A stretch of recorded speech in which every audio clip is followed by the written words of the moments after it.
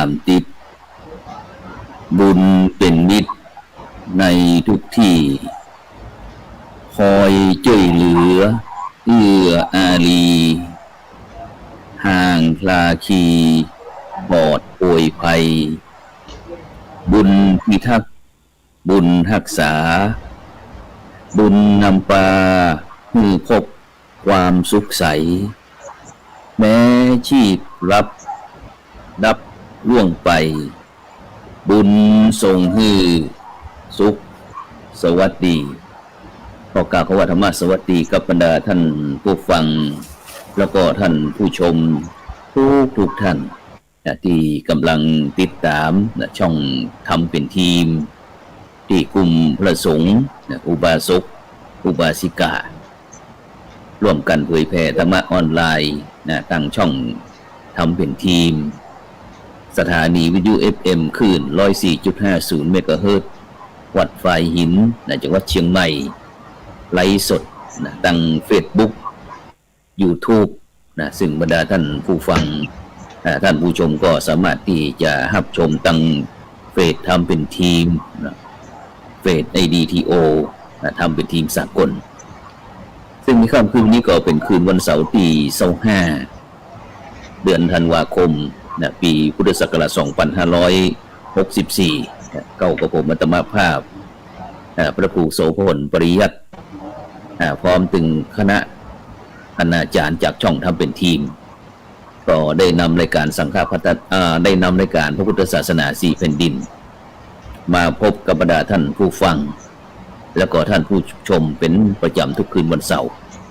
เวลาก็ตั้งแต่20 ทุ่มเป็นต้นไปจนถึงเวลาประมาณ3 ทุ่ม1 ชั่วโมงที่เราจะพบกันซึ่งบรรดาท่านผู้ฟังท่านผู้ชมก็สามารถที่จะให้การสนับสนุนหรือว่าให้กำลังใจโดยการกดติดตามกดไลค์กดแชร์เพื่อเป็นธรรมทานยิ่งแชร์นักก็ยิ่งได้บุญนักหรือว่าจะร่วมบริจาคเป็นสาธารณกุศลก็สามารถที่จะทำได้ซึ่งก็จะทำเป็นตัวหนังสือวิ่งด้านล่างนี้เนาะชื่อบัญชีนั้นก็ออมบุญออมธรรมวันละบาททางธนาคารไทยพาณิชย์เลขที่บัญชีนั้นก็145244700-8ชื่อบัญชีนั้นก็พระไทยธรรมกิจพระมหาชันชัยพรหมประดิษฐ์แล้วก็ท่านพระอาจารย์จตุรงค์ชูศรีซึ่งบรรดาท่านผู้ฟังท่านผู้ชมก็จะได้รับรายการพิเศษต่างๆโดยเฉพาะในช่วงสิ้นปีนี้ตั้งช่องทำเป็นทีมเขานั้นก็จะมีธรรมะท็อปพิเศษส่งท้ายปีเก่าตอนรับปีใหม่เช่นเดียวกันฉะนั้นก็ในวันนี้ต้องขอบคุณท่านอาจารย์พระมหาดวงทิพย์ปริยัตถาลีนี่ท่านอาจารย์พระมหาดวงทิพย์ปริยัตถาลีจากวัดจอมคำจอมคำวัดหลวงจอมคำเขมรัตนนครเชียงตุงนมัสการครับท่านอาจารย์มหาครับผมครับผมขอถวายความเคารพพระอาจารย์โสพลนะครับแล้วก็ธรรมะสวัสดีญาติโยมทุกท่านนะครับหรือว่าเป็นช่วงที่ว่าช่วงปีใหม่นะครับเนาะหรือว่าเมอริคริสต์มาสนะครับกับญาติโยมที่นับถือศาสนาคริสต์ทุกท่านแล้วก็คือที่จริงแล้วก็คือทุกศาสนานะครับมีวันของแต่ละศาสนานะพระอาจารย์นะครับเพราะฉะนั้นก็อันนี้ก็ได้มาเจอกันพระอาจารย์เจอกันเป็นเกือบเดือนนะพระอาจารย์นะครับเนาะทิศกิจครับติดศาสนากิจครับอาจารย์ครับเรื่องการเรียนการศึกษาเนาะแล้วก็ส่วนท่านที่2นั่นก็เป็นท่านอาจารย์ปุรวิทย์วันทาวันตาจากมหาวิทยาลัยมหาจุฬาลงกรณ์และวิทยาลัยเขตเชียงใหม่วัดสันดอกจังหวัดเชียงใหม่ของเขาขอเจริญพรคุณสาครับท่านครูและอาจารย์ครับเป็นจะใดช่วงนี้รู้สึกว่าอิ่มเกิบออนทัวร์บ่อยมีบรรดาท่านผู้ฟังท่านผู้ชมก็ถามท่านอาจารย์อาจารย์มหาปุรวิทย์ไปไหนบอกล่างงานดีไปคืนนั้นรถไฟความเร็วสูงที่เมืองลาวอย่างใกล้จะได้พอไปลองเปิดหรือยัง ยังเพิ่นจะเปิดให้เป็นพื้นที่สีเขียวคาดว่า1 มกราจะอนุญาตแต่มันมีแต่นะครับว่าจะต้องอยู่ภายใต้เงื่อนไขที่ทางการลาวอนุญาตคือ1ต้องฉีดวัคซีนแล้วอันที่2เขาจะต้องเข้าต้องมีการตรวจอย่างก็ CRT อะไรตรวจอย่างผมลืมละ CT อะไรนะครับแล้วก็ไปถึงเมืองลาวก็ต้องนอนพักกักตัวอยู่1 คืนที่โรงแรมในลาวนะครับแล้วก็ต้องไปกับบริษัททัวร์เท่านั้นในช่วงแรกนะครับถ้าแล้วมันจะมีเฟส1คือ1 มกราแล้วเฟส2ประมาณมีนาแล้วก็เฟส3กับประมาณเมษาอย่างเงี้ยครับต้องมีอยู่ภายใต้เงื่อนไขกระดานไปรัฐบาลลาวกำหนดครับอ๋อเพราะฉะนั้นแล้วว่าอันมีตอนนี้เริ่มมีโปรแกรมหรือยังคนอื่นๆก็มีโปรแกรมแล้วผมก็ยังไม่มีเพราะว่าของส่วนทางเหนือเนาะส่วนทางเหนือถ้าเราเข้าไปลวงเอาไปทางหนองคายเวียงจันทร์เพื่อไปนั่งรถไฟน่ะเขาใช้เวลาเดินทางวันกับคืนหนึ่งจากเชียงใหม่ไปผมก็เลยไม่ตื่นเต้นเท่าไหร่เพราะว่าเราใช้เวลาในเดินทางจากเชียงใหม่ไปทางหนองคายมันค่อนข้างจะใช้เวลาวันกับคืนหนึ่งหรือว่าเอาง่ายๆเราออกจากบ้านเราบ่ายๆค่ำๆก็ไปถึงหนองคายก็ประมาณเช้าอย่างเงี้ยมันกับผมกำลังรอเส้นทางว่าเราออกจากของเราเนี่ยเราออกทางเชียงของนั่งรถไปดักรอขึ้นแถวบ่หาแถวหลวงน้ำทาได้ไหมทางเอเจนซี่ยังไม่ตอบมานะครับแต่ถ้าจะนั่งเที่ยวในลาวเนี่ยโอเคไปนั่งจากเวียงจันทร์มาหลวงพระบางมาแถวนี้ได้เพราะว่าจีนยังไม่เปิดนี่ครับมา2025จีนยังไม่เปิดยังไม่ไปยังไม่เปิดเฉพาะ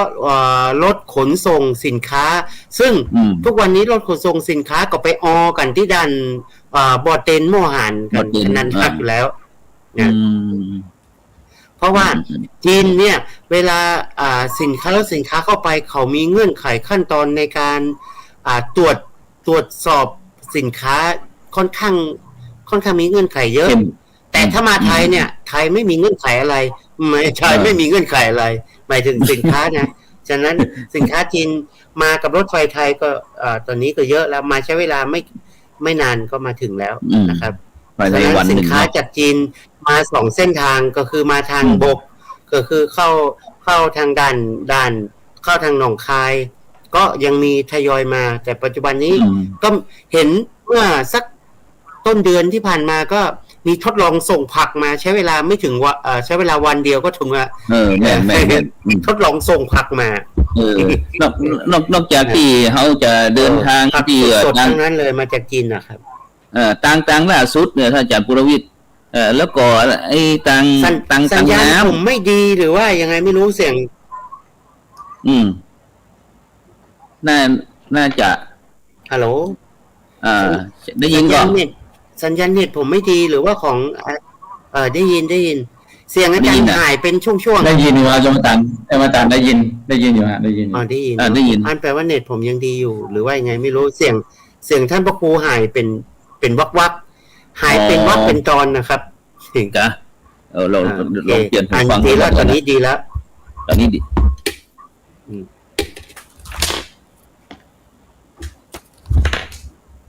ว่าตะกี้คุยกับอาจารย์มหาดวงทิพย์เรื่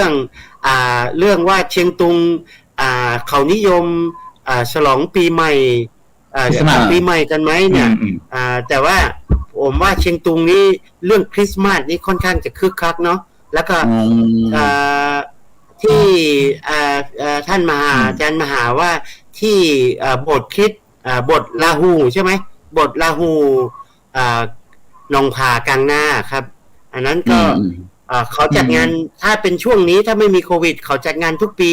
แล้วก็คนเยอะด้วยนะครับก็มีงานคริสต์มาสก็จัดทุกปีแต่เดี๋ยวนี้ผมเห็นคนเชียงตุงเขาท่านมหาเขาไปฉลองคริสต์มาสหรือมีดนตรีเล่นที่หน้าห้างใหม่อ่ะใช่ไหม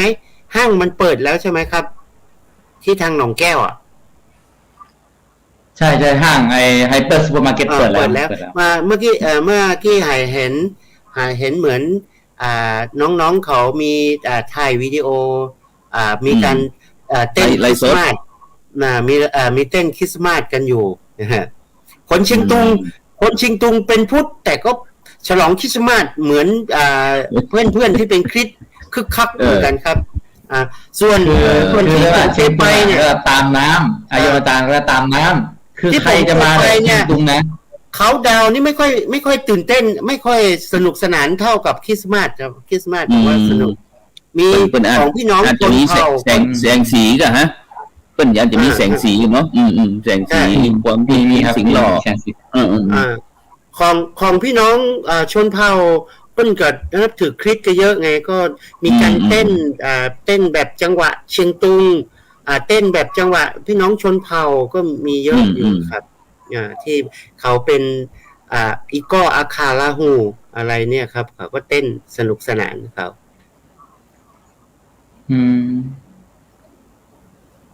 ฮัลโหลทำไมสัญญาณมันนิ่งไปเดินก่อนน่าจะของอาจารย์น่าจะมีปัญหาอาจารย์สุพลครับผมผมก็ว่าเสียงแต่ว่าคุณครับผมพระอาจารย์สุพลแล้วก็ยมบริวันตาแต่ว่าผมเองเนี่ยก็ไม่ได้ร่วมมากตั้งแต่เราว่าแต่ว่าคริสต์มาสเนี่ยที่โบสถ์เขาก็ดีแล้วก็เขาจะจัดแบบว่าคือเพราะว่าจะมีชนอาคารหรือว่าเป็นชนไอ้ที่นับถือศาสนาคริสต์อ่ะมันจะอยู่ที่บ้านกลางนาปูร้อยโดยส่วนมากนะครับจะอยู่ตรงส่วนนั้นแล้วก็เขาก็จะจัดฉลองกันแบบคือยิ่งใหญ่ไหมทุกปีนี่คือตามถนนน่ะตั้งแต่ประตูหนองผาลงมาจนถึงน้ำขื่นน้อยเนี่ยครับอาจารย์ก็จะเต็มหมดแล้วก็มีกิจกรรมอะไรมากมายเลยเขาจะจัดประมาณบางที3 วันนะฮะ24 25 26บางที7 วันก็มีอาจารย์ตั้งแต่24จนถึงปีใหม่รับปีใหม่เขาดาวน์ก็มีครับบางปีนะแต่ปีนี้ผมไม่แน่ใจว่าผมไม่ได้ก็ไม่ได้อะไรนะไม่ได้ส่องเนาะไม่ได้ส่องคือไม่ได้ข่าวทางนั่นว่าเป็นยังไงบ้างแต่ว่าเมื่อกี้อาจารย์ปรวิทย์วันตาบอกว่าเห็นที่อะไรนะที่ห้างใหม่เนื่องจากว่าเขาก็ต้องเป็นเอาแนวคิดโมเดิร์นเนาะแนวคิดสมัยใหม่มามีการกิจกรรมนะครับปีใหม่เพราะว่ามันมีคนชาติพันธุ์เยอะเนาะก็จะจัดอาจจะยิ่งใหญ่ในห้างก็ได้เหมือนกันเป็นเปิดตัวห้างไปตัวก็ได้เพราะว่าห้างเนี่ยเปิดมาตั้งแต่ประมาณเดือนพฤษภาคมฮะพฤษภานะครับเปิดมาแล้วแต่ว่ายังไม่ได้เปิดเป็นทางการแล้วก็ยิ่งเพราะว่าเจอโควิดกับอาจารย์โควิดมันต่างกับอาจารย์สมพลครับซึ่งถ้าไอ้อู้ง่ายๆคือคนล้านนาคนเมืองของเฮานี่ส่วนมากนี่จะชอบม่วนเนาะชอบม่วนส่วนเสเฮฮาคือว่าสนุกสนานอ่ะใครอะยังก็ได้ถ้ามามีม่วนงานสันเล่าอีกเนาะไปหมดขอให้ม่วนเนื่องจากว่าเขามีเพื่อนมาต่างครับมีเพื่อนเป็นคริสต์เขาก็ไปตามคริสต์มีเพื่อนเป็นอิสลามก็ไปทำกิจกรรมกับอิสลามเนี่ยคือที่จริงอันนี้มันเป็นการเชื่อมความสัมพันธ์ระหว่างกันและกันตัวพระอาจารย์ถ้าเราคิดอันนี้หัวใจศาสนาเฮาหัวใจคำสอนเฮานี่เขาบอกไปก็มันทำคือความเชื่อมสัมพันธ์ระหว่างมิตรที่มันจะขาดหายไปพระอาจารย์ครับฉะนั้นก็ถ้าโอเดเตแล้วก็หมายความว่าไอ้ประเพณีที่ทรงใต้ปีเก่าต้อนรับปีใหม่ที่เชียงตุงเฮาก็มีเนาะมันมีครับปกติแล้วเนี่ยคือไอ้น้อยคนนะครับที่จะเข้าดาวประจัน10 9 8 7 6 5 4 3 2 1นี่น้อยมากแต่มันจะมีบางกลุ่มที่แบบว่าเขาชอบสนุกสนานแล้วก็ชอบแบบว่ามีเพื่อนเป็นคริสต์เนี่ยเขาก็จะมีบ้างแต่ว่าถ้าเป็นชายแดนจะมีครับอาจารย์ถ้าคีเล็กนายมปรวิทย์เป็นตานะถ้าคีเล็กนี่เพราะว่าเขามีเทคมีบานนะอาจารย์เพราะฉะนั้นถ้าคีเล็กนี่ได้รับอิทธิพลจากไทยเกือบจะ80%ก็คือมีการเข้าดาวทุกๆปีเนี่ยเขาจะจัดที่สะพานพระจันทร์สะพานแม่สายถ้าคิดเล็กอ่ะ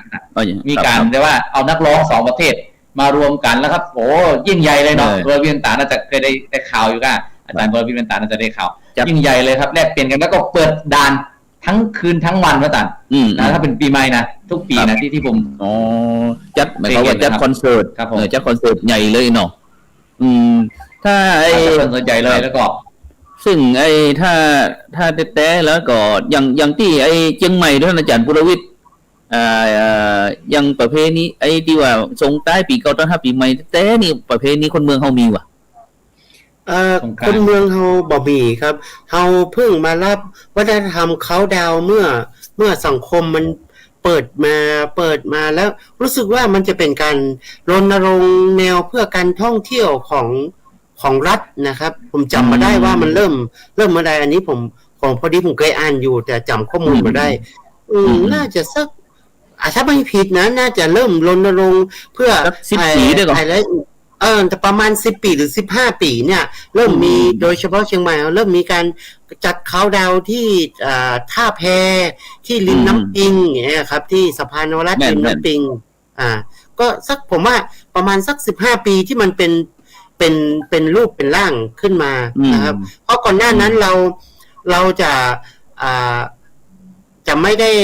ได้มีเรื่องการเขาดาวอย่างนี้เพราะปีใหม่ของเราเนี่ยคือปีใหม่เมษาเรานับปีใหม่เป็นเมษาเราเพิ่งมานับปีใหม่ตามปฏิทินแกรโกเรียนอะไรนะจูเลียสแกรโกเรียนคือเป็นปฏิทินมกราเนี่ยว่าเป็นปีใหม่เนี่ยเมื่อ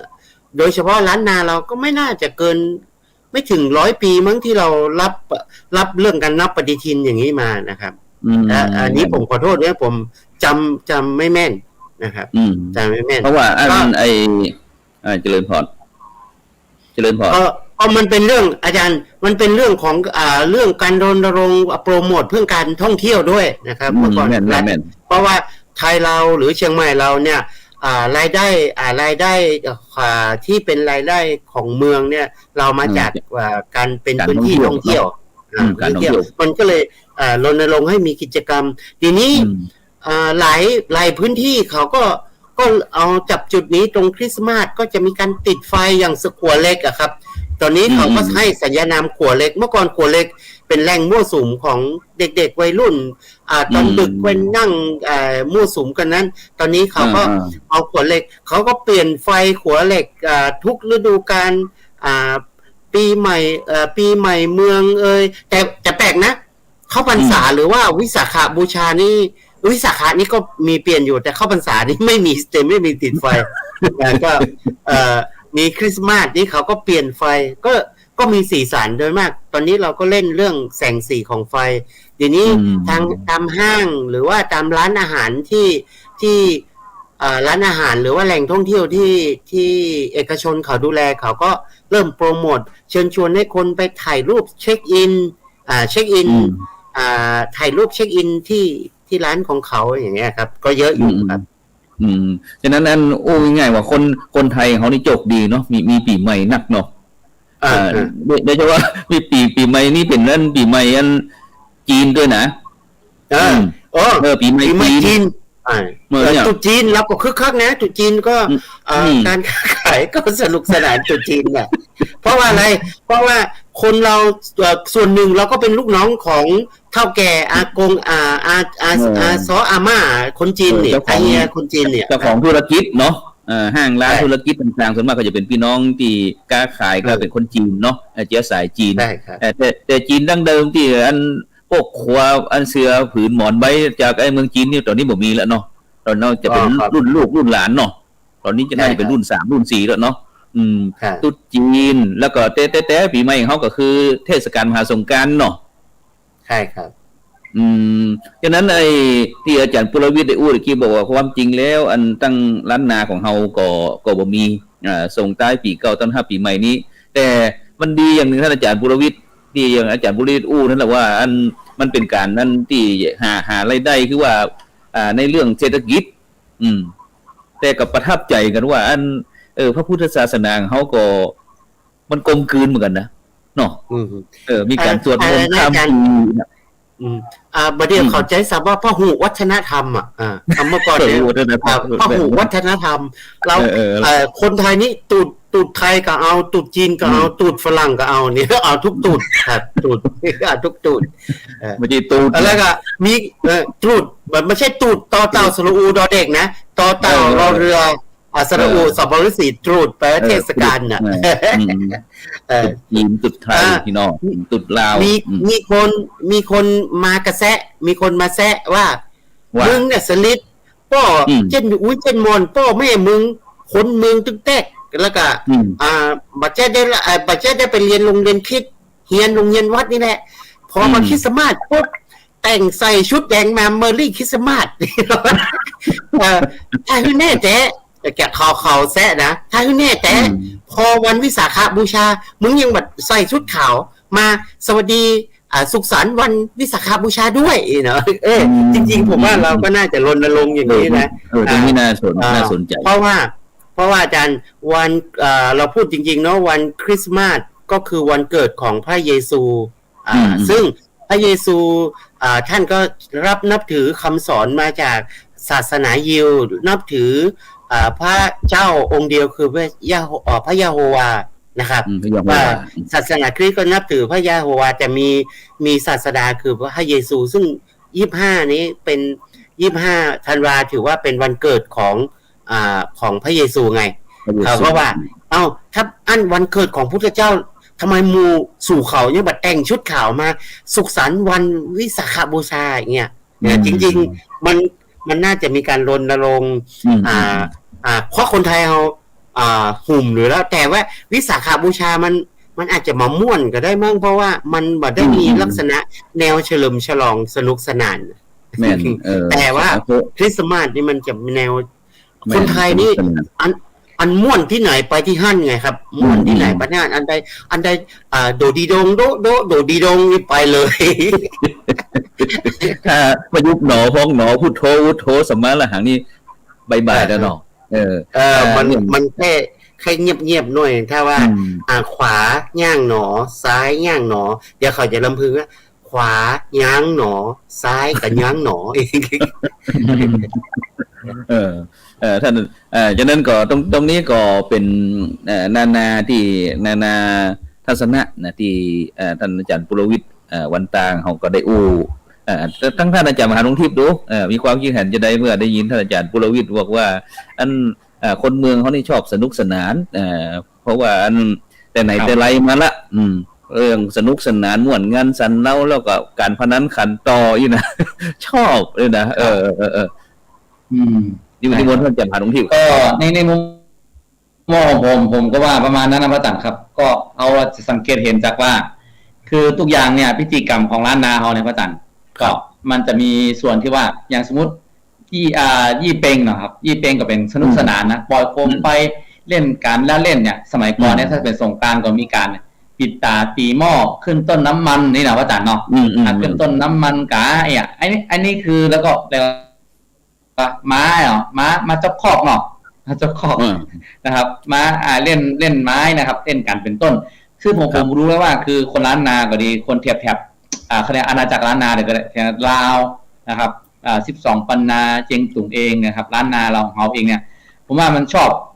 บกิจกรรมที่ว่ามันมีความสนุกสนานเช่นว่าเมื่อก่อนเนาะงานศพงานเนี่ยก็มีการฟ้อนโยมอาจารย์ก็แม่วิวันตามีการฟ้อนมีการรำนะแล้วก็มีการตกแต่งบ้านช่องคือมันมีความสะสวยคือมีไฟมีของสีฟ้าสีเขียวสีเหลืองสีแดงอย่างเช่นว่าคณะสงกรานต์ก็มีกิจกรรมเช่นกองทรายเนาะกองทรายมีตุงมีพวกนี้อาจารย์คือผมดูแล้วมันเป็นการที่ว่าทำให้ความสนุกสนานเนี่ยมันชอบสนุกสนานแล้วก็ทำเป็นความสามัคคีกันแล้วอีกอย่างหนึ่งเนี่ยคนล้านนาหรือคนแถบของเขาเนี่ยรับอิทธิพลกลมกลืนได้ง่ายหมายความว่าแม้แต่ว่ามีอัตลักษณ์ของตัวเองแต่ว่าก็คือคอยตามคนอื่นได้ง่ายอย่างสมมติว่าอย่างเทศกาลคริสต์ก็ไปตามคริสต์เทศกาลอิสลามก็ไปตามอิสลามแต่อย่างสมมติว่าอย่างเจียงตุงพระอาจารย์ครับเจียงตุงเนี่ยปีใหม่มีเยอะมากครับอาจารย์ครับ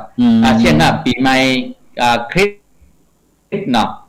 ปีใหม่คริสต์เนี่ยก็ทำปีใหม่เมืองปีใหม่เจียงตุงก็สงกรานต์ก็ทำปีใหม่จีนปีใหม่จีนก็Chinese New Year ก็เฮ็ดตามนะครับแล้วก็มันมีปีใหม่ลาหูปีใหม่นะ อาคา มีมง ปีใหม่โอ้โหสารพัดเลยครับอาจารย์ครับ ครับ มีเยอะแยะก็คือทั้งแล้วก็มันมีปีใหม่ไต้ด้วยปีใหม่ไต้คือปีใหม่ไต้หลวงปีใหม่ไต้หลวงก็ ผ่านพี่ไต้หลวงนี่ผ่านหรือยัง พี่น้องพม่าพี่น้องอย่างเกาะครับผม ปีใหม่ไต้ พี่น้อง ผ่านแล้ว ปีใหม่ไต้นี่ผ่านมาแล้วครับอาจารย์เดือนเจ๋งครับเดือน ยัน เดือนเจ๋งก็น่าจะเป็นเดือนยี่เต็งนั่นแหละครับอาจารย์ครับ ปี ยี่เต็ง ใหม่ แล้ว ใจ 1 วันนะ ปี ครับ นี้ ปีใหม่ใจปีนี้รู้สึกจะตรงกับวันที่ประมาณวันที่ 4 ที่ 5 ธันวาที่ผ่านมาครับ ที่ผ่านมาเนี่ยเดือน27เดือน มันก็เลยไม่คึกคักปกติ 15 คนพี่น้องไตบอกว่าไตที่อยู่เชียงใหม่บ้านเฮาหรือว่าไตแถวเชียงตุงนะอาจารย์โอ้ถ้าปีใหม่ไตนี่คึกคักแล้วก็น้องๆที่ตัดชุดไตนี่นะบางคนนี่ตัดแบบออเดอร์แบบเพียบมาก แต่ว่าพอมาปีนี้ก็มีอยู่บ้างแต่ว่ามันมีน้อย เพราะว่าพี่น้องไตหรือสาวๆผู้หญิงเนี่ยครับเขาก็จะตัดมีอีกช่วงหนึ่งที่เขาจะตัดชุดเยอะก็คือช่วงปล่อยลูกแก้วปล่อยสั่งรองนะครับถ้าเต็งตุ่งก็คือปล่อยลูกแก้วนะจิงตุ่งนี่ต้องถามว่าเป็นปล่อยลูกแก้วเพราะว่าจิงตุ่งเป็นวัฒนธรรมไตเมืองนะครับ แต่ถ้าพี่น้องไตใหญ่จะเป็นปล่อยสั่งรองนะครับปล่อยสั่งรอง แต่ว่าจิงตุ่งนี่ถ้าคนจิงตุ่งพี่น้องว่าปล่อยลูกแก้วเหมือนกันนะครับ ปล่อยลูกแก้วแล้วก็มันจะตัดชุดเยอะมากโอ้โหสีสันแพรวพรรณเสื้อผ้าของแม่ของไอ้ลูกแก้วเนี่ยอย่างน้อย10 ชุดกล้าตัดชุดที่ผมเคยถามน้องที่ปวด เป็นงานโชว์เลยเนาะสีสันแพรพันเสื้อผ้าของผู้หญิงเลยเพราะใจนี้ยังจะสัก 2-3 ชุดนะแต่ไม่ยิงนี่กล้าตัดนี่ประมาณ 30,000 บาทแค่ 30,000 บาทชุดหนึ่งของผู้หญิงนี่ 3-4 พันก่อนอันนี้ลวดมาถึง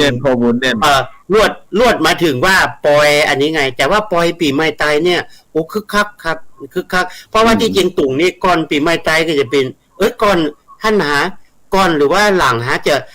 มันจะมีปีใหม่อย่างนี้ก่อนปีใหม่ไต1-2-3 วัน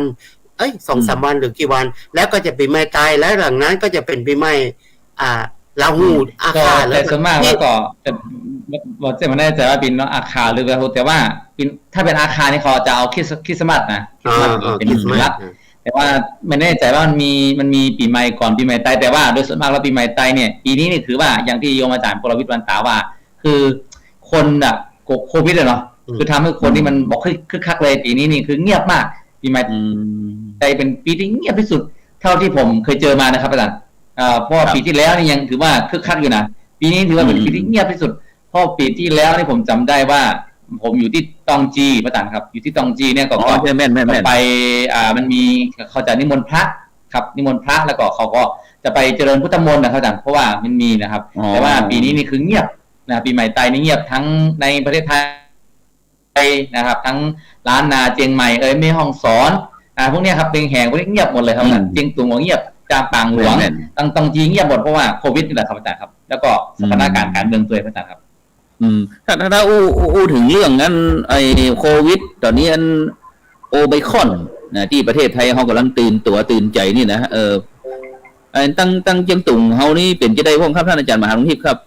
รู้สึกว่าในช่วงนี้เด็กอ่อนที่ท่านอาจารย์ปุรวิทย์บอกว่า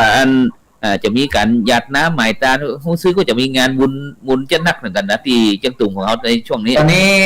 เจียงตุงนี้โอไมครอนยังบอกเข้าครับอาจารย์พม่านี่ยังบอกได้ข่าวโอไมครอนนะครับแล้วก็ตอนนี้เนี่ยเขาก็ปิกมาแล้วครับงานบุญนี่เริ่มปีใหม่แล้วก็จะเริ่มบวชพระบวชเนรทำบุญกินแขกแต่งงานเนี่ยจะนักแล้วครับแล้วก็อย่างวันก่อนเนี่ยโรงเรียนวัดราชทานหลวงโฮควงเขาจะเพิ่งจะเปิดไปวันก่อนนะเมื่อก่อนนี่ปิดไปโหเป็นปีเหมือนกันครับแล้วก็ตอนนี้มาเปิดแล้วครับมาเปิดสอนเรียนแล้วเรียนในห้องเรียนครับออนไซต์มาจัดไม่ใช่ออนไลน์ครับออนไซต์แล้วก็โรงเรียนต่างๆในเจียงตุงในกากีเล็กเกาะเปิดแล้วครับโรงเรียนมัธยม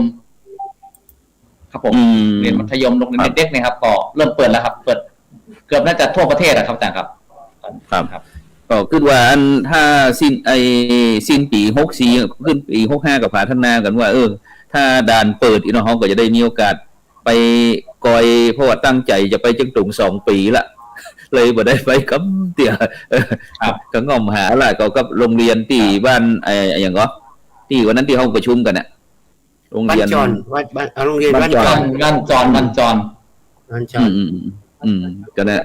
เพราะว่าอันในช่วงนี้ก็อันทางโรงเรียนมัธยมโรงเรียนปริยัติสามัญปริยัติแม่นได้รณรงค์เกี่ยวกับเรื่องหัวจีพ่องอย่างพ่องในตอนนี้นะเรื่องไอ้ทำบัตรไอ้ประชาชนนี่นะที่ทางเชียงใหม่เขานี่ก็หลายอำเภอเหมือนกันกำลังทำอยู่ดำเนินการอยู่นะอาจารย์นั้นก็คิดว่าถ้าเปิดด่านเมื่อไหร่นะความรัดอันก็คือคนตกหล่นอาจารย์คนตกหล่นเนาะแม่นอาจารย์คาดว่าในอาเซียนเราในช่วงแรกๆปี65เนี่ยการเดินทางเข้าออกไม่มันจะเป็นมาตรฐานเหมือนเดียวกันกับอย่างที่ลาวประกาศนะคะอาจารย์เชียงตุงก็น่าจะแถบพม่าน่าจะเป็นอย่างนี้ก็คือพอเข้าไปจะต้องมีการตรวจCRT อะไรเนี่ยครับค่าตรวจประมาณ 2,000 กว่าบาทแล้วก็อาจจะต้องปรับตัวดูอาการ1 คืน 1 วันอย่างเงี้ยครับฉะนั้นค่าใช้จ่ายเบื้องต้นในการเดินทางเข้าออกระหว่างประเทศเนี่ยน่าจะต้องเพิ่มเข้ามาอย่างน้อยประมาณสัก 3-4,000 บาทครับในเงื่อนไขช่วงแรกๆผมว่า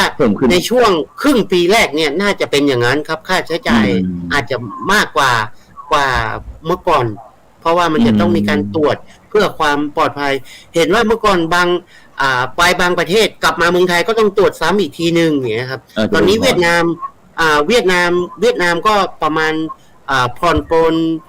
ลนเงื่อนไขว่าเข้าไปก็ตรวจครั้งเดียวแล้วก็การท่องเที่ยวต้องนอนพักโรงแรมตามที่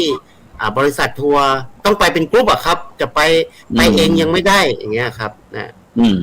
อย่างที่เราประเทศไทยเขานี่วุ่นวายซ่อหาลูกทัวร์เข้าประเทศไทยแล้วหายเช็คไปไหนไปเจ็บหูเดือดร้อนโดยหาบปะแล้วก็อย่างสมมุติว่าอย่างที่เรา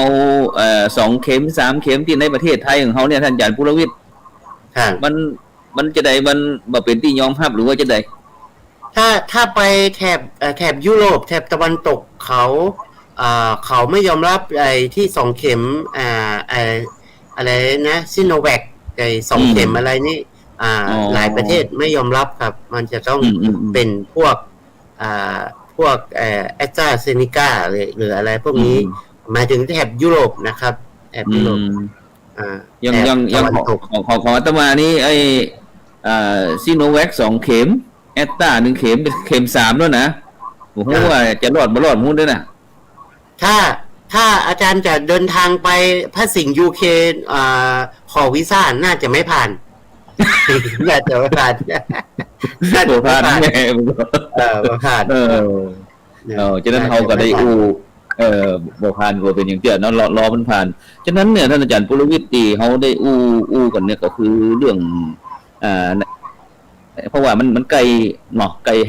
ฮมบุกี่วันแล้วนะที่จะส่งจะสิ้นปีนะสิ้นปีนั่นก็คิดว่าอย่างที่มันอันเนาะที่อยู่ใน2 ปีที่ผ่านมาถ้ามันเปิดบ่ได้ก็มันน่าจะเป็นเหมือนกับ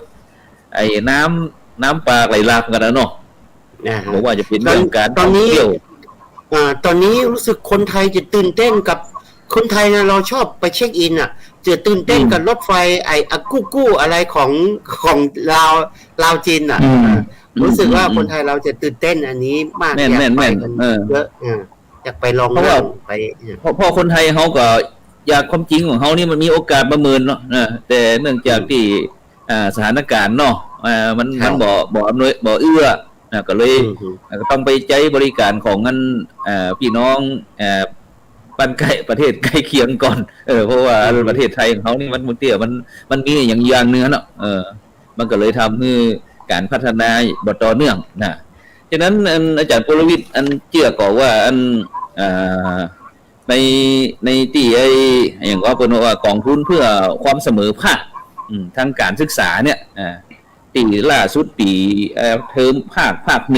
1ปีประจำปี2564เนี่ยเพิ่นบอกว่าจังหวัดที่มีนักเรียนยากจนมากที่สุด10 จังหวัดในประเทศไทยเนี่ยอาจารย์ปุรวิทย์ว่าภาคเหนือเขานี่จะมีจังหวัดอย่างของติดใน1 ใน 10นี้ก่อนลองทายว่าดูในภาคเหนือนี่ เอาเขตของคณะสงฆ์แล้วเขตของการทางการเมืองเอา8 จังหวัดภาคเหนือเลยก็ได้8 จังหวัดภาคเหนือเนี่ยผมก็ว่าที่เชียงใหม่เนี่ยผมว่ามันยังมีนักเรียนยังมีบางหลายพื้นที่ที่ยังยากจนก็มีเยอะอยู่นะครับมีเชียงใหม่และเชียงรายเราแม่ฮ่องสอนเอาแค่ภาคของเฮาเนี่ยอาจารย์ปุรวิทย์ชื่อมา3 จังหวัดไอ้เนาะคือเชียงใหม่เชียงรายแม่ฮ่องสอนใช่ที่ติด1 ใน 10ของประเทศคือจังหวัดเชียงใหม่เชียงใหม่เนาะติดอันดับ10พอดีเลยที่ไอ้กองทุนเพื่อความเสมอภาคทางการศึกษาเนี่ยเพิ่นได้สำรวจที่นักเรียนเพิ่นอาจจะเรื่องการขอทุนเนาะทุนในการเรียนนี่แหละประจำภาคเรียนที่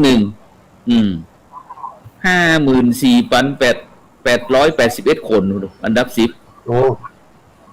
ไม่ใช่น้อยนะ54,000นะจังหวัดอย่างที่เป็นอันดับแรกในประเทศไทยเหรอ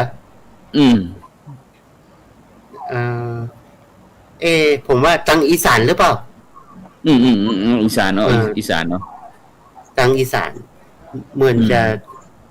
จังหวัดอย่างใหญ่ๆมันแน่ใจนะจังหวัดอย่างใหญ่ในอีสานเนี่ยมันแน่ใจว่าจังหวัดไหนที่แต่ว่าเหมือนจะยินแป๊บๆเหมือนจะทางอีสานนะที่เป็นอันดับแรกๆอ่ะครับอุบลราชธานีโอ้ที่2อุบลนี่ใช่เป็นจังหวัดแม่นเป็นจังหวัดที่มีพื้นที่ใหญ่อ่ะแล้วก็ถูกแบ่งแยกถูกแตกออกไปเป็นจังหวัดเล็กอีก1 จังหวัดหรือ2 จังหวัดไม่ใช่เหรออุบลนะครับแม่นอันหนึ่งไอ้ที่ว่าไอ้กองทุนเพื่อความเสมอภาคทางการศึกษาปี2564เทอมแรกเนี่ยจังหวัดที่มี10 จังหวัดที่มีนักเรียนยากจนมากที่สุดนะในประเทศไทยก็1อุบล2ศรีสะเกษ3บุรีรัมย์4สุรินทร์5สกลนคร6ขอนแก่น7ร้อยเอ็ด8นราธิวาส9นครราชสีมา10เชียงใหม่ภูมิใจก็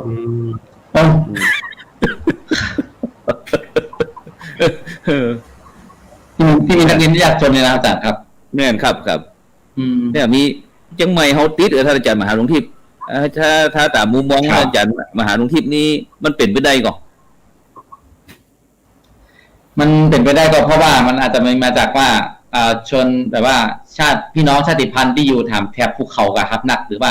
ที่สมมติว่าเป็นอย่างสมมติว่าเป็นพี่น้องชาวไทยใหญ่ที่ได้มีแบบพ่อแม่ได้มาแยกกันที่กรุงเทพที่เชียงใหม่แล้วก็มาเกิดในนี่หรือว่ามาเติบโตในนี่มาเรียนในนี่ผมว่าอาจจะมีเป็นไปได้ครับอาจารย์ครับเพราะว่ามันอาจจะติดอันตะเข็บชายแดนเนาะท่านอาจารย์เนาะอาจจะตั้งยาคอของเขาอาจจะมีปัญหาเกี่ยวกับเรื่องว่า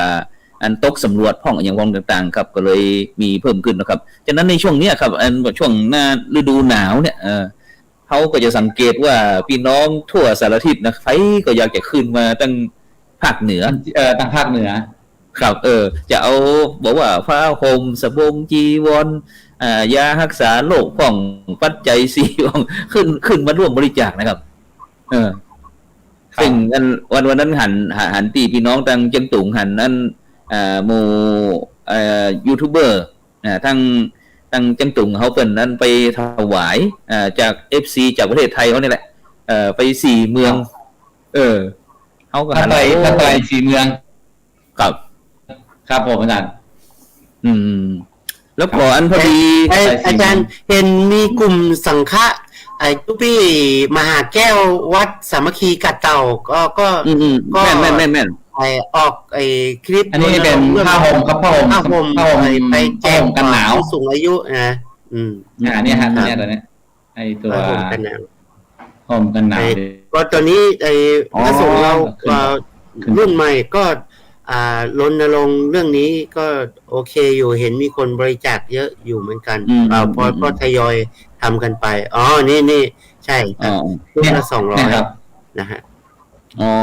200คือโครงการนี้เนี่ยเห็นเขาท่านมหาแก้วเขาบอกว่าก็มีใช้เวลาระดมทุนประมาณสัก10 วันอาจารย์ครับ10 วันแล้วก็จะไปทุกถิ่นธุรกันดารนะฮะที่มีคนเฒ่าว่ามีคนดูแลกัน หรือว่าคนที่ยากจนพระอาจารย์ครับอันนี้เป็นโครงการที่เพิ่งจะทำมาตะวาเนาะครับสมมติว่าถ้าใครอยากจะร่วมเป็นส่วนหนึ่งก็สามารถทำบุญได้นะครับในช่วงปีใหม่นี้นะครับอาจารย์มหาแก้วนี้วัดสามัคคีกัดเต่าวัดสามัคคีกัดเต่าแต่ว่ามันเป็นพระอาจารย์ครับมันเป็นโครงการที่เป็นคณะสงฆ์หนุ่มนะฮะคืออย่างรุ่นผมนี่แหละครับอาจารย์ครับมันจะมีพระสงฆ์เจ้าอาวาสยุวสมภารแล้วก็เป็นพระสงฆ์ที่ทำงานนะครับทำงานว่าทำยังไงจะได้เนี่ยในเมื่อตอนนี้มันเกิดโควิดเนี่ยพระสงฆ์ก็ออกไปเหมือนกับว่าเอารูปแบบของพระสงฆ์ของเมืองไทยเนาะสาธารณสงเคราะห์นะครับพวกนี้เอาไปช่วยเหลือสังคมไปช่วยเหลือคนเฒ่าคนแก่ครับผมอาจารย์ครับครับซึ่งถ้ามีโอกาสท่านอาจารย์มาอาทิตย์ที่เราเคยอู้กันไว้แม้กระทั่งโครงการหมู่บ้านรักษาศีล5นะเขายังอยากจะมีโอกาสถ้านี่เขาก็จะนำไปที่เชียงตุงกันครับแม้กระทั่งการศึกษาถ้าอู้ถึงเรื่องการศึกษาท่านอาจารย์มหาหลวงทิพย์ท่านอาจารย์ปุรวิทย์เขาไปที่วัดหัวขวงที่เจ้าคุณสมเด็จพระมหาราชมังคลาจารย์เปิดได้ไปสร้างโรงเรียนไว้แล้วประเดี๋ยวนี้พระเดชพระคุณเจ้าพระคุณนั้นเปิดได้มรณภาพเนาะครับซึ่งในวันที่วัดปากน้ำหลวงพ่อสมเด็จวัดปากน้ำเป็นมรณภาพแล้วก็แม้กระทั่งหลวงพ่อพระวิสุทธิวงศาจารย์เนี่ยครับนี่ก่อนวันที่1นี่ครับครับผมในวันที่1เนี่ยพระอาจารย์ครับนิมนต์ครับผมวันที่1เนี่ยพระสงฆ์เชียงตุงเนี่ยเนื่องจากว่าตอนนี้มาบ่ได้ก็พระสงฆ์เชียงตุงเนี่ยจะตอนนี้เขานัดประชุมครับไม่ใช่นัดประชุมหรอกคือนัดนัดมาสวดมนต์ถวายสมเด็จมหาราชมังคลาจารย์วัดปากน้ำนะครับแล้วก็พระครูประหลัดอานนท์อธิตาธรรมโมวัดตากระดาษแม่นครับ2 รูปเนี่ยซึ่งเป็นผู้ที่มีคุณูปการต่อคณะสงฆ์เชียงตุงแล้วก็ต่อชาวพี่น้องชาวเชียงตุงเนี่ยเนื่องจากว่าไปมามันลำบากพระอาจารย์พระสงฆ์ก็เลยออกหนังสือว่าวันที่1เดือน1นี่เราจัดครับคือปีใหม่เลยครับปีใหม่คือเป็นการเรียกว่ามาสวดมนต์ให้กับประชาชนตัวแล้วก็สวดมนต์เพื่อที่จะเป็นสวดทั้งเชียงตุงนี้เขาจะสวดสติปัฏฐาน4ครับเลยสวดอภิธรรมานะพระอาจารย์เนาะสวดสติปัฏฐาน4นั้นถวายเป็นเรียกว่าถวายอุทิศให้กับสมเด็จพระมหาราชมังคลาจารย์วัดปากน้ำแล้วก็พระครูบาอานนท์นะครับพระครูประหลัดอานนท์อธิตาธรรมโมวัดตากระดาษเลยครับอาจารย์ครับสถานที่ทุกท่านอาจารย์ที่ประกอบพิธีที่ไหนสถานที่ไหนเป็นที่วัดหัวควงครับพระราชทานหลวงหัวควงครับอาจารย์ครับเวลาล่ะเวลาประมาณบ่ายโมงครับอาจารย์ครับครับก็น่าอนุโมทนาครับที่พี่น้องขัดเจ้าคณะพระสังฆาธิการนะครับในนครเชียงตุงนะครับที่ถือว่าเป็นบ้านพี่เมืองน้องครับตั้งกับประเทศไทยของเราโดยเฉพาะพระมหาเถระทั้ง2 รูป 3 รูปแทบจะทุกรูปครับคณะสงฆ์ไทยเราเวลานึกถึงเชียงตุงแล้วเหมือนกับบ้านพี่เมืองน้องครับไปแล้วรู้สึกว่านอนรับสบายนะครับบ่ได้เป็นห่วงกังวลอย่างสักสิ่งสักอย่างครับไปเชียงตุงแล้วก็เหมือนกับว่าอยู่ประเทศไทยนะครับเพราะว่าด้วยน้ำใจไม่ตีนะครับอาจารย์ครับมนต์เสน่ห์ของเชียงตุงอีกอย่างหนึ่งเวลามีงานปอยน่ะแต่ประเดี๋ยวมันบ่มีแล้วเนาะปอยเนี่ยมันจะมีเมื่อก่อนเนาะอาจารย์มหาเนาะมันจะปอยเชียงตุงเนี่ยไฟฟ้ากับฮิปพีไฟฟ้ากับแจ้งสว่างเนาะเดี๋ยวช่วยขยายฮิปพีกันนึงฮิปพีมันสลัวนะแล้วก็มาจากบางทีไฟในงานก็จัดเครื่องปั่นแล้วก็ร้านขายร้านขายของก็จะใช้หม้อแบตของตัวเองเนี่ยมันมีความสลุมสลิมแล้วก็มีความยิ่งช่วงนี้เนาะอย่างงานปีใหม่งานอย่างเนี้ยงานงานปอยน่ะมันหน้าหนาวเนาะมันม่วนตรงที่เปิ้นจะ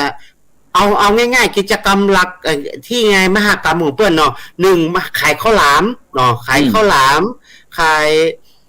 ายข้าวหลามลูกชิ้นนี่มีพ่องแต่ที่ข้าวหลามนี่จะเยอะที่สุดมหกรรมข้าวหลามเนี่ยนะมีขายข้าวหลามลูกชิ้นมีพ่องเพราะเมื่อก่อนมันก็บ่ใช่ว่าลูกชิ้นไปได้ง่ายเนาะแล้วก็ที่สำคัญคือเปิ้นจะมี ปลาลูกโป่งขว้างลูกบอล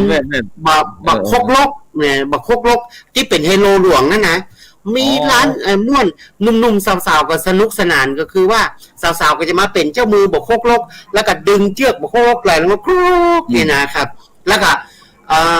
แฮมอันหนึ่งก็บักคกลกนี่มันจะเป็นเขาเรียกว่าอะไรเหมือนรัฐบาลประเทศหนึ่งที่ไปรณรงค์ให้เลี้ยงไก่อ่ะครับแต่คนจริงตู่สมัยก่อนนี่เป็นทำการเกษตรเสืออะไรพี่เสือครับเอาปูสนุกสนานปลาแล่ปลาเสือซ้อนเสือปีเหรอท่านมหาซ้อนแล่นะคือมันออกซ้อนกันอย่างเงี้ยมีไก่มีปลามีเสือเนี่ยเขาเรียกว่าอะไรนะหมากตกขึ้นไรเนี่ยคือมันเขาเรียกทางเขาที่บอกเคยมีก็เขาเรียกว่าอะไรหมากที่มันตกบันไดลงมานะฮะนะใช่ไหมหมากลกหมากลกบางที่ของหมากโกกาดเองเนาะหมากโกกาดเพราะมันดึงเพราะว่าตอนนี้คือมันเป็นการพนันอ่ะเยาวจันทร์พลวิทย์วันตาทีนี้ก็คือก็การพนันแล้วก็บอกให้มีแล้วเขาก็พยายามที่จะบอกให้ใจแต่ว่าปัจจุบันนี้น่ากลัวที่สุดก็คือเองตู่ณปัจจุบันก็คือการพนันออนไลน์ซึ่งมันได้รับอิทธิพลจากทั่วโลกเนาะการออนไลน์เนี่ยโดยอย่างที่บอกว่าเมื่อก่อนเนี่ยมีข่าวที่ว่ามีเยาวชนไทยเนี่ยฝั่งท่าขี้เหล็กฝั่งแม่สายเนี่ยไปทำงานฝั่งพม่าจำนวนมากมายเลยเพราะอะไรไปทำงานนี่แหละเกมออนไลน์ซึ่งฝั่งพม่าบางทีมันผิดกฎหมายแต่ว่ามันก็ไม่ค่อยได้จับเนาะอันนี้คือเดี๋ยวกระทบนะครับไม่ค่อยได้จับเท่าไหร่ไงฮะนี่ก็อันตรายเหมือนกันเยาวชนอันนี้ผมอู้ถึงว่าบรรยากาศงานปอยในที่เชียงตุงผมไม่แน่ใจว่า2 ปีโควิดมาแล้วงานปอยเชียงตุงจะเปลี่ยนรูปแบบไปอย่างไรแล้วก็วัฒนธรรมเชียงตุงนี่หลายวัฒนธรรมก็มันก็มันเป็นเหมือนกันทุกพื้นที่เนาะพอมันมีสิ่งใหม่มาสิ่งเก่ามันก็เลือนหายไปเมื่อวานนี้ผมไปอ่านในเว็บเพจหนึ่งเขาก็นำเสนอเอาตอนรายการโลกสลับสีหรือเปล่าที่ไปทำสารคดีเรื่อง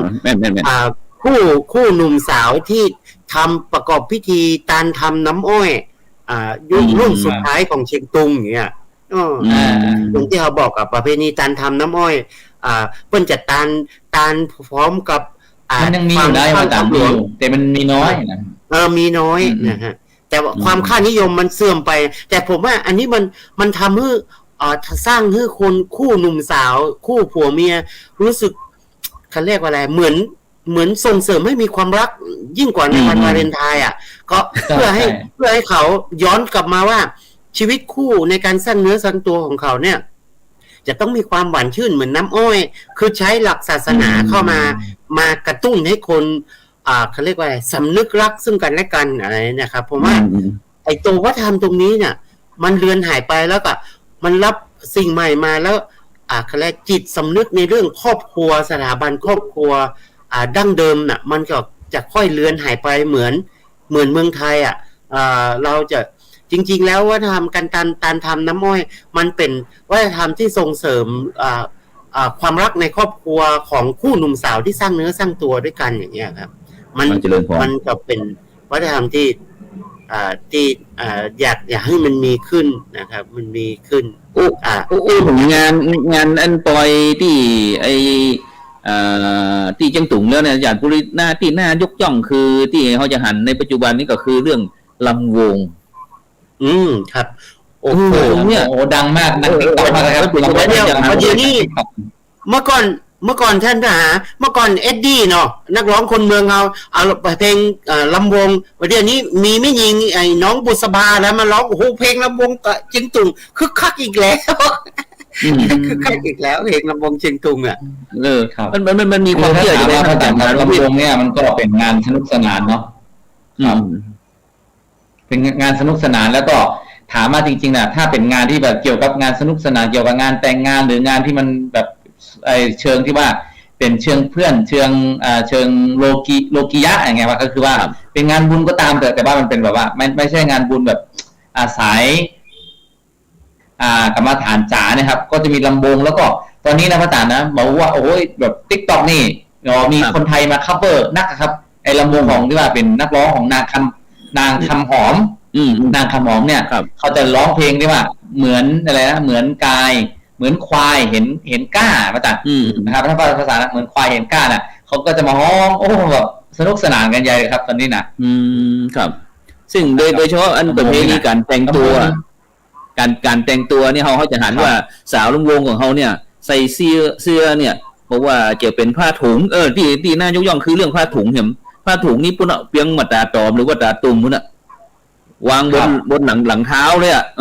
บอกมีว่าเขาจะมาขึ้นใส่หนุ่งน้อยห่มน้อยเหมือนกับประเทศไทยเขานะ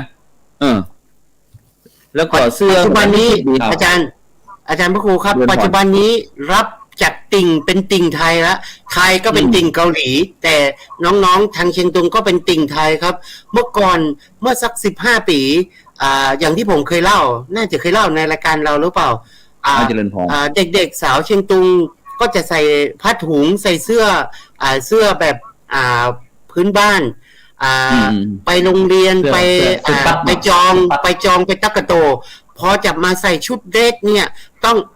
มาเปลี่ยนตอนจะไปแฮปปี้เบิร์ธเดย์เพื่อนไปงานเลี้ยงวันเกิดเพื่อนก็จะมาใส่ชุดเดรสยาวๆนะเดี๋ยวนี้ก็สั้นเสมอหูเหมือนกันหมดเลยเดี๋ยวนี้แล้วก็ถือว่าการแต่งชุดสมัยใหม่ไม่เขาเรียกว่าอะไรนะชุดพื้นเมืองชุดวัฒนธรรมก็จะแต่งเฉพาะไปวัดวันปีใหม่สงกรานต์วันเข้ามาวันทำแค่นั้นเองต่างๆแค่นั้นเองแต่มาปัจจุบันนี้ที่จะบอกว่าจะใส่ชุดเดรสเฉพาะไปงานวันเกิดเพื่อนไปงานแต่งงานอย่างเงี้ยเมื่อก่อนคนเชียงตุงผู้หญิงจะเป็นอย่างนั้นแต่ปัจจุบันนี้ไม่ใช่ละครับแต่โลกมันก็เปลี่ยนไปเนาะดีว่าเชียงตุงนี่ก็ผมเข้าใจนะว่าก็เริ่มมีหน่วยงานโดยเฉพาะหน่วยงานของพระสงฆ์เราเนี่ยเริ่มเข้ามารณรงค์เรื่องนี้ตื่นตัวก่อนที่มันจะสายเกินไปมันก็ยังมีเขาเรียกว่าอะไรมันเหมือนเชียงใหม่เราเชียงใหม่เราถ้าไม่มีหลายหน่วยงานมีภาคีเครือข่ายมารณรงค์นะเชียงใหม่ก็จะไม่มีจุดขายตรงเขาเรียกว่าศิลปะวัฒนธรรมแต่เชียงใหม่ก็ดีว่าเชียงใหม่ก็ตื่นตัวมาก็มารณรงค์เรื่องศิลปะวัฒนธรรมเรื่องเสื้อผ้าเรื่องความเชื่อแล้วก็เรื่องอาหารการกินตอนนี้เชียงใหม่ก็มาเรื่องอาหารการกินเชียงตุงนี่ผมว่าคณะสงฆ์เราก็ต้องเข้ามาไปมีบทบาทเรื่องอาหารการกินด้วยนะท่านนอกจากเรื่องประเพณีวัฒนธรรมศาสนาเสื้อผ้าแพรพันแล้วเนี่ยเรื่องอาหารการกินด้วยว่าเพราะว่าอาหารการกินมันก็จะเป็นการเขาเรียกว่าอะไรนะการส่งเสริมให้เขามีเศรษฐกิจพอเพียงการเป็นอยู่ตามภาวะตามสิ่งเมื่อมันกินอยู่ด้วยความประหยัดตามแนววิถีเดิมน่ะวิถีชีวิตเขาเรียกว่าการใช้จ่ายมันก็จะไม่มากขึ้นอย่างเงี้ยครับอันนี้ผมมีความเหลือเวลาน้อยอันในฐานะที่อันอาจารย์มหาลุงที่กำลังกลับมาได้ช่วยฝากไปถึงงานลูกๆหลานพี่น้องเจียงตุงนะท่านเรื่องที่อาจารย์บุรีได้ยกขึ้นมาบอกว่าจะเป็นเรื่องอาหารการกินการแต่งเนื้อแต่งตัวอาจารย์ฮิตประเพณีอาจารย์มหาลุงที่ได้ช่วยอู้จ่าก็เปิดเพราะว่าถ้าด่านเปิดเมื่อไหร่เราจะไปที่บ้านจอดครับผมครับนะครับก็ถือว่าการเรื่องอาหารการกินแล้วก็เรื่องการแต่งเสื้อผ้าเนี่ยก็ถ้าตอนนี้เนี่ยก็คือหมายความว่ายังเชียงตุงเนี่ยยังมีพระสงฆ์แล้วก็มีภายเรียกว่าภายวัฒนธรรมเนาะที่ยังดำรงว่าคือเราอย่าเอาเป็นโมเดิร์นสมัยใหม่เนี่ยเข้ามาใจให้มันนักถ้ามันใจมันนักก็คือมันก็จะเหมือนกลายแล้วเป็นเหมือนประเทศไทยเหมือนล้านนาเนี่ยก็จะเปลี่ยนไปก็เรื่องอาหารการกินนี่ผมว่าในเชียงตุงนี่นะครับอาจารย์คือถ้าถามว่าคนไทยเขาไปกินง่ายเพราะว่ามันเป็นอาหารที่คือว่ามันรวมใช่ป่ะเป็นภาคเหนือนะพระอาจารย์เนาะอาหารที่บอกค่อยเผ็ดนักมันก็จางๆแล้วก็มันเป็นมีอาหารที่กินเล่นนะครับพระอาจารย์ครับเช่นข้าวซอยข้าวซอยเนี่ยข้าวซอยน้อยโอ้ยอย่างมันมีแบบข้าวซอยที่ว่าคือว่าถ้าเป็นคนที่ชอบเที่ยวแล้วก็มันกินเล่นกินเล่นๆนะครับกินแบบทดลองนะครับกินอันนี้น้อยเนี่ยผมว่ามันน่าไปเชียงตุงแล้วก็น่าเที่ยวแล้วก็อย่างนึงวัฒนธรรมเนี่ยชุดต่างๆเนี่ยบางคนพระอาจารย์มันมีวันหนึ่งวันก่อนเนี่ยพระอาจารย์ก็มีอาจารย์ที่สอนที่มจรนี่แหละเขาบอกว่า มีชุดนะชุดเนี่ยบอกถามว่าโยมอาจารย์แต่งชุดสวยจังเลยนะครับเป็นพระสงฆ์เขาบอกว่าชุดเนี้ยซื้อมาจากบ้านท่านนะบอกว่าซื้อมาจากจิงตุงนะซื้อมาจากบ้านจิงตุงเอาเราที่เขาโอ้มันสวยนะคือบางอย่างเนี่ยเขาบอกให้หันมาจากครับแต่ว่าเขาไปเจียงตุงแล้วก็คือถ้ามาเจียงตุงมาซื้อเรามาซื้อชุดเนาะชุดเมื่อก่อนเนี่ยจะมีที่มันดังๆก็จะเป็นชุดไหมทองอ่ะแต่ว่าตอนนี้มันไม่มีไงก็คือมันจะมีชุดก็ไตเขินเนาะที่เขาออกละครนะอาจารย์ครับชุดพวกนี้คือเอามาใช้แล้วเวลามันมีเอกลักษณ์แล้วก็มันรู้สึกว่ามันแบบผู้หญิงอ่ะจะชอบครับมันมีเสน่ห์นะครับแล้วก็ความน่าหักน่าอีดูน่าสงสารนะครับในหน้าที่จะคบค้าสมาคมเป็นครับเพราะว่าวันนี้เวลาหมดเวลาอย่างก่อนนะครับฉะนั้นก็ต้องขอบคุณนะครับอาจารย์ปุรวิทย์วันตานะครับท่านอาจารย์พระมหาหลวงที่ปริยัติธารีนะครับที่ได้มาร่วมวันงานสันเล้านะครับอูจาเกี่ยวเลยสเปเฮละนะบอกว่าจะเป็นเรื่องนั้นส่งท้ายปีจนถึงเข้าหอยใจหิดประเพณีเรื่องอาหารการกินที่จังตุกของเขาก่อด้วยความฮักด้วยความปรารถนาดีนะจากรายการพระพุทธศาสนา4แผ่นดินนะฉะนั้นก็วันเสาร์หน้าเขามาพบกันเหมือนเขามาต่อกันแถมเพราะว่าไม่มีวันจบจนกว่าจะจบก็คือชีวิตพวกเราหาไม่โอเคจากนั้นก็ในค่ำคืนนี้ก็ขอนำรายการพุทธศาสนาแผ่นดินจากบรรดาท่านผู้ฟังท่านผู้ชมไปก่อนนะที่ติดตามตั้งคืน 104.50 เมกะเฮิรตซ์แล้วก็ทั้ง YouTube ทั้ง Facebook นะแล้วก็ทั้งช่องทำเป็นทีมของเขาแล้วก็ติดตามช่องเขาเรื่อยๆเนอะนะเพราะว่าก็สิ้นปีนี้เขาก็จะมีรายการพิเศษขึ้นมานะเวลาหมดเวลารับฝันดีมีเงินใจไร้โลคาพยาธิบ่เจ็บบ่จนร่ำรวยสำหรับในค่ำคืนนี้เขา